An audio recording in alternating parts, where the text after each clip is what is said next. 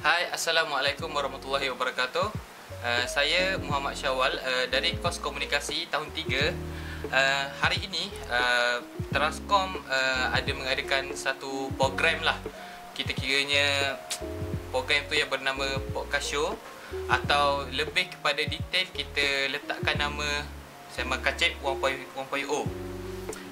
Jadi ni, hari ni saya tidak keseorangan lah. Saya membawa seorang insan yang hebat dalam menguruskan sesuatu perkara ataupun dalam organisasi lah, dalam pengurusan anak negeri. Jadi dipersilakan Hasif. So, apa khabar Hasif? Ya, Alhamdulillah sihat. Sihat lah. Alhamdulillah. So, Hasif boleh kenal diri dulu? Assalamualaikum warahmatullahi wabarakatuh. Pertama-tamanya saya nak ucapkan terima kasih kepada saudara Syawal kerana sudi menjemput saya sebagai tetamu untuk Sembang Kacip 1.0 tadi kan? Ya, betul. Jadi orang kata tak kenal maka tak cinta. Jadi izinkan saya perkenalkan diri sedikit sebanyaklah. Jadi nama diberi Muhammad Hasif Fikri bin Roslan, boleh panggil Hasif je. Dan saya merupakan pelajar tahun 3 dalam kos pengajian Quran dengan multimedia. Dan Alhamdulillah untuk kali ini saya diberi mandat sebagai yang dipertua bagi Persatuan Mahasiswa Anak Terengganu USIM lah, untuk sesi 25-26. Okey, baik-baik. Terima kasih Hasif. So, kalau kita ikutkan lah, kira Permata ni ramai orang kenal lah. Kita kira. Alhamdulillah setakat ni kenal. Setakat ni ramai orang kenal. Okey, Hasif duduk kat mana? Terengganu. Saya asal daripada Besut. Di Terengganu. Okey, saya orang Tengah.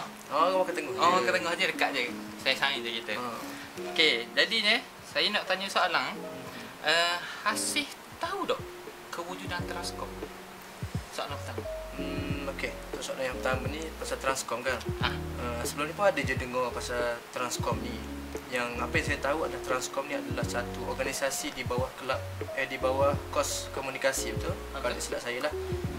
Cumanya yang setakat saya tahu itu je lah. Tak banyak saya tahu pasal Transcom ni, mungkin sebab dia adalah satu organisasi yang berskala kecil. Sampai situlah saya tak banyak tahu sangat pasal Transcom ni. Mungkin saya dengar daripada kawan-kawan. Dan juga untuk pengetahuan saudara Syawal sendiri pun, dalam Permata sekarang pun ada seorang ahli Permata tu yang merupakan pelajar kos komunikasi. Oh, okey, baik. So, saya jelaskan sikit lah pasal Transcom. Okay. Transcom ni satu organisasi yang dibina oleh bawah kos Meskom tu sendiri.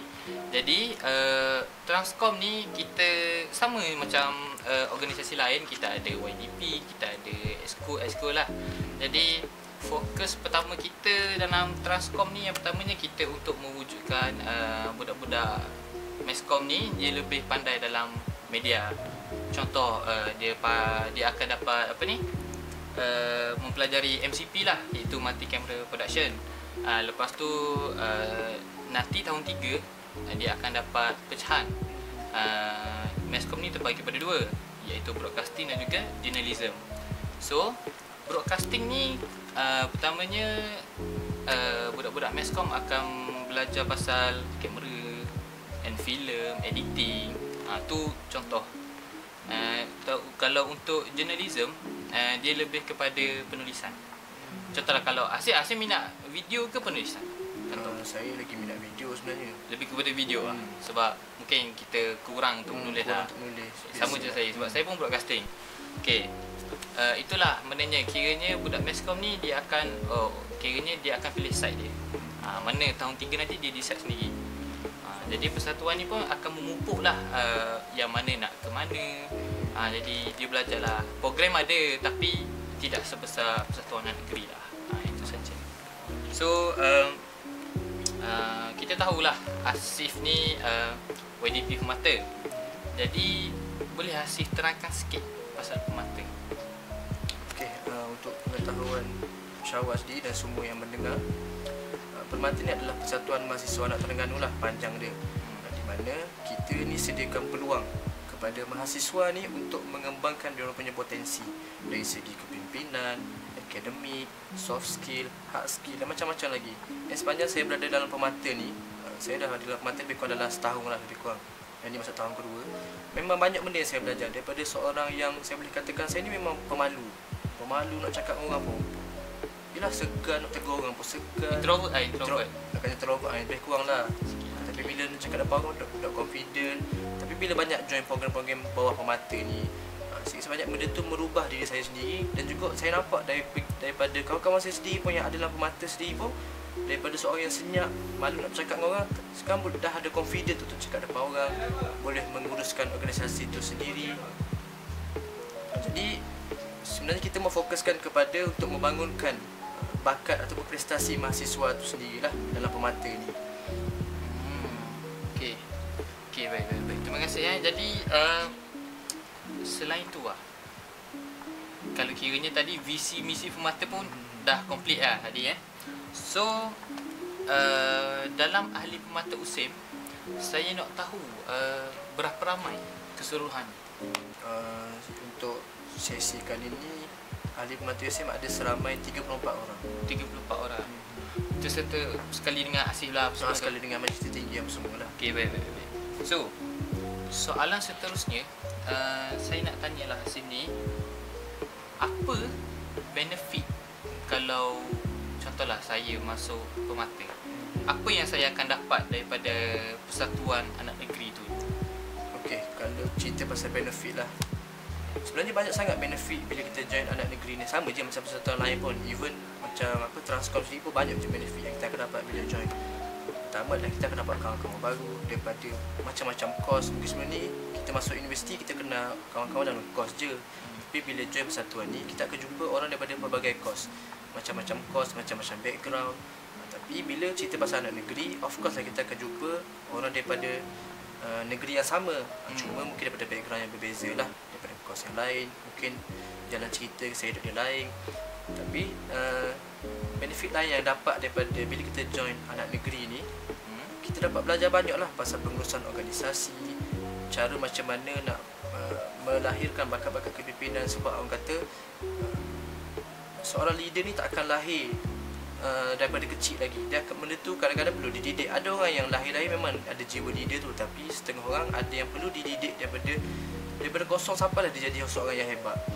Jadi bila tanya saya pasal benefit, memang banyak sangat. Pasal pengurusan organisasi, soft skill, hard skill, kemahiran teknikal, banyak sangat yang kita akan dapat bila join anak negeri ni. Dan kita juga boleh kenal orang daripada anak negeri yang lain, daripada universiti lain pun ada juga. Sebab kita pun ada juga program-program yang melibatkan kebangsaan. Jadi daripada situlah kita akan buat connection dengan orang luar. Dari situ kita akan belajar banyak lagi pasal sponsor ke, cara-cara macam mana nak jadikan kita punya organisasi ni strong. Dari situlah banyak benda, memang sangat-sangat banyak. Kalau cerita pun memang dah habis lah benefit ni. Kira banyak ah. Memang banyak sangat-sangat. Kalau kita saya nak try join boleh. InsyaAllah boleh, tak ada masalah. Kita memang terbuka. Untuk ni siapa-siapa sajalah. Okey, baik. So kiranya macam si cakap tadi, apa ni, program-program yang bertemu dengan apa ni, anak negeri yang anak negeri Terengganu tapi daripada universiti lain kan. Okey, so contoh programnya saya nak tahu. Kita pernah buat sukan pemata kebangsaan. Daripada situlah kita jumpa dengan ramai ahli-ahli pemata daripada universiti lain. Kita kan ada hantar JK daripada setiap universiti. Untuk bertanggungjawab juga dalam Malaysia ni kita ada lebih kurang 22 pemata daripada setiap universiti. Daripada satu Malaysia lah, Sabah, Sarawak pun ada juga. Jadi bila ada program-program sukan pemata kebangsaan ni, dia sebenarnya dah 2 tahun dah sukan pemata kebangsaan dia adakan. Super K nama. Super K singkatan dia. Okey, baik. Maksudnya kalau tengok dekat Instagram banyak je benda tu. Itu antara program yang bagi saya program tu sangat-sangat bagus. Sebab kita jumpa dengan pemata daripada Yula yang kita belajar macam mana cara nak handle part ni, nak cari sponsor macam mana. Kita ada macam-macam unit dalam tu. Maksudnya dia buka, okey, siapa nak join unit sponsor boleh join unit sponsor. Siapa nak join unit teknikal boleh belajar teknikal dari situ. Dan juga kita ada juga khusus pengurusan organisasi kebangsaan. Itulah. Dari situ juga kita belajar macam mana cara nak uruskan organisasi ni untuk setiap pemata masing-masing lah. Dari situ biasanya ajar situ pun daripada pihak yayasan sendiri. Sebab kita pemata berada di bawah Yayasan Terengganu, berdaftar bawah Yayasan Terengganu. Kiranya Yayasan Terengganu bawah tu pemata. Bawah Yayasan Terengganu ada pemata kebangsaan, bawah pemata kebangsaan adalah pemata universiti tu. Okey, baik. Baik. Kiranya komuniti pemata ni besar lah. Sangat-sangat besar dan sangat-sangat aktif lah setakat ni. Alhamdulillah. Kalau macam tu kira okey lah. Ada crowd pun besar. Alhamdulillah, crowd besar. Adalah program besar-besar ya. So, ni satu lagi untuk pandangan Hasif lah sendiri. Macam mana contohlah saya masuk persatuan anak negeri. Saya masuk persatuan Transcom. So macam manalah kalau Hasif sendiri lah. Kita letakkan Hasif join Permata, Hasif masuk Transcom contoh. So macam mana Hasif rasa nak bahagikan masa your me time macam mana? Macam mana Hasif? Sebenarnya benda tu bergantung pada diri sendiri juga. Cuma bagi saya, bila kita dah join satu organisasi ni, automatik kita akan ada satu tanggungjawab yang besar. Mungkin ada setengah orang tu kadang-kadang dia tak ada masa untuk me time sendiri sebabkan dia join banyak persatuan dan dia rasa dia ada tanggungjawab yang besar. Lebih lagi bila join anak negeri ni, kita memang kena jagalah kebajikan anak negeri itu. Memang itu tanggungjawab kita. Dan untuk bagikan masa tu, itu atas masing-masing. Macam mana cara bagikan masa? Mungkin daripada saya sendiri, saya akan bagilah contohnya bila saya join dua-dua Transcom dengan Permata kan. Bila dia bagi tugasan apa semua, saya akan cuba selesaikan yang mana boleh dulu, yang mana bisa selesaikan, kita bagi masa betul-betul antara assignment sebab kita pun student kan. Ya betul. So ada assignment lagi, lepas tu dengan persatuan lagi. Memang kalau tak organize betul-betul masa tu memang susah. Memang akan jadi, senang kata, semua benda tak akan siap. Even assignment sekali pun tak akan siap, urusan persatuan pun tak akan siap. Jadi kalau tanya saya, mungkin saya ni jenis orang yang tak pandai menguruskan kalau tak ada satu sistem. Maksudnya saya buat satu sistem untuk diri saya sendiri. Saya tulis lah apa benda saya kena buat. Tarikh ni apa kena buat, tarikh ni masa ni apa kena buat, hari ni nak buat apa, esok nak buat apa. Ada reminder sendiri sebab kita pun ada phone apa semua kan. Betul. Jadi bila masukkanlah benda tu, kita gunakan sistem tu untuk diri kita sendiri. Jadi kiranya kalau nak join persatuan ni, time management tu paling penting lah. Sangat-sangat penting. Jadi kalau kita dapat simpulkan dah apa tadi kalau kebaikan kita masuk persatuan anak negeri ataupun organisasi mana-mana lah, maknanya kita akan dapat banyak benefit lah kat situ. Jadinya Hasif tadi cakap kita akan dapat soft skill, hard skill kan, untuk kalau kita join mana-mana persatuan. Jadi saya nak tanya satu lagi soalan last lah, kira habis lah. Boleh. Hasif sebut soft skill, hard skill. Apa soft skill Hasif dalam Permata? Dalam persatuan negeri, persatuan lah apa pun. Saya pun tak ada hebat sangat pasal soft skill ni. Cuma mungkin apa yang saya rasa improvement dari diri saya sendiri adalah macam sekarang lah, saya boleh bercakap depan kamera, boleh bercakap dengan orang-orang baru. Sebenarnya memang saya jenis malu sangat, nak tegur orang pun malu. Mungkin boleh tanya, kalau kena ahli-ahli Permata sendiri pun boleh tanya diorang, saya macam mana dulu awal-awal masuk. Memang nak tak tegur orang, memang senyap, tunggu orang tegur baru kita tegur. Tapi bila sampai tahap sekarang, alhamdulillah sepanjang setahun saya dah join, banyak benda saya belajar. Kita pernah buat program tentang apa kata cara bercakap, maksudnya apa istilah dia, komunikasi berkesan, lebih kurang gitulah, cara komunikasi berkesan. So bila daripada situ saya belajar macam mana pergerakan tangan bila bercakap depan orang, bila bercakap depan kamera macam mana gaya dia, kita nak tengok kat mana, nak tengok atas ke tengok bawah ke. Jadi kalau tanya saya, soft skill saya sendiri pun tak adalah hebat sangat, tapi mungkin saya rasa saya dah mampu untuk bercakap depan orang dengan lebih confident. Sebelum ni mungkin gagak-gagak sebab kita dah confident kan, takut. Ya betul. Jadi ayat pun tak jumpa cari. Payah cakap perkataan tak jumpa cari gitu. So kiranya soft skill Hasif ni kita boleh rumuskan, dia boleh bercakap depan orang lah setakat ni. Tapi ada lagi lah kita YTJT lah. YTJT lah yang tu. So kalau rasa nak lebih mengenali Hasif ni, kawan lah dengan dia, InsyaAllah. sebab dia pun bagus dalam bab-bab pengurusan. So rasanya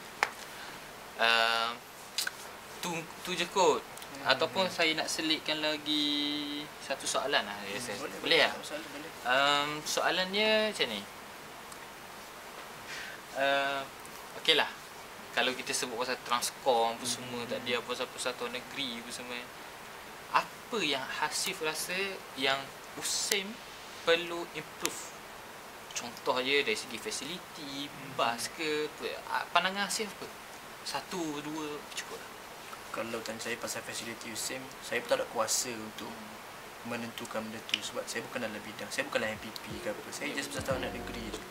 Tapi mungkin bagi saya untuk USIM perlu improve adalah dari segi menyelaraskan sistem untuk persatuan-persatuan ni. Sebab kadang-kadang persatuan-persatuan yang ada dalam USIM ni, diorang ni ada idea masing-masing, ada orang kata apa, pemikiran yang nak bawa nama persatuan tu pergi lebih jauh. Tetapi sebabkan kita ada kekangan dari segi bantuan daripada pihak atasan, jadi bila mana ada kekangan tu, kita nak pergi lebih jauh lah, akan ada satu halangan dekat situ. Jadi bila mana ada halangan, tak boleh lah, memang sampai situ lah. Memang dalam USIM just buat program dalam USIM, nak pergi kat luar apa susah. Jadi mungkin dari segi USIM sendiri kena ada satu penyelarasan untuk persatuan-persatuan ni, untuk bantu persatuan-persatuan ni grow bersama-sama. Bukan setakat satu persatuan yang grow, yang lain sebab gitu, setakat tu je. Tak maulah gitu. Kita kalau boleh biar grow sama-sama, bantu sama-sama. Dan benda ni pun kita tak ada kuasa untuk buat, sebab kita just persatuan anak negeri dan memang Terengganu je. Bukannya semua anak negeri kita kontrol. Jadi ini adalah kena ada inisiatif daripada pihak atasan sendirilah untuk perkara ni. Okey. So far setakat ini Hasif pegang pemaster sama mana okey lah? Setakat ni alhamdulillah. Cumanya saya pun baru lagi. Cuma banyak benda lagi yang saya kena belajar. Banyak lagi benda yang saya kena tanya-tanya orang, kena ambil daripada orang. Dan alhamdulillah setakat ni pun saya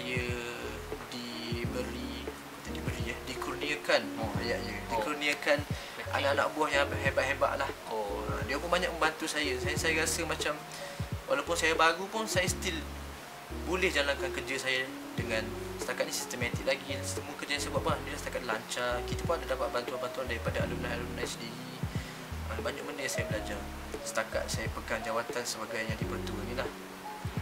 Okay. So kalau kita sini dapat simpulkan, banyaklah benefit yang kalau kita join mana-mana persatuan. So tak silap saya, kalau kita join persatuan ni ada markah Jina Ada. Memang itu memang ada lah. Memang ada kan? Okay, so jadi markah Jina ni penting untuk kita graduate esok. So jadinya bolehlah untuk apply untuk sesi depan ataupun sesi yang seterusnya ke macam mana, itu atas diri masing-masing. So Asif ada apa-apa tips untuk mana-mana organisasi? Sikit-sikit lah, satu dua. Okay, sikit je boleh cakap. Kepimpinan ni tak datang daripada lahir. Maksudnya tak semua orang datang boleh menjadi pemimpin. So benda tu kadang-kadang perlu dibentuk. Jadi untuk ketua-ketua atau pemimpin yang akan datang, jangan pernah rasa malu untuk belajar, jangan pernah rasa takut untuk bertanya, dan jangan pernah rasa takut untuk buat silap. Sebab bila kita buat silap, barulah kita akan belajar. Kalau kita asyik memikirkan nak sempurna, sebab bila kita akan belajar benda tu. Dan yang paling penting adalah bila kita buat something ni, jangan dengar mulut orang. Kalau kita asyik dengar mulut orang je, kita akan stuck kat situ lah. Kita tak akan nampak improvement dalam diri tu. Bila orang cakap sikit, benda buat gini ni, buat gini ni, kita akan rasa macam takut tak payah buat, nanti orang kata belakang, faham tak? Kita jangan pedulikan mulut orang. Kita buat je. Kita ikutlah, kita nak buat tu untuk diri kita sendiri, pun kita buat untuk orang lain. So pedulikan mulut orang, just bergerak ke hadapan. Kita masih ramai lagi orang support kita daripada orang yang membenci kita. Kita tak boleh tutup mulut orang.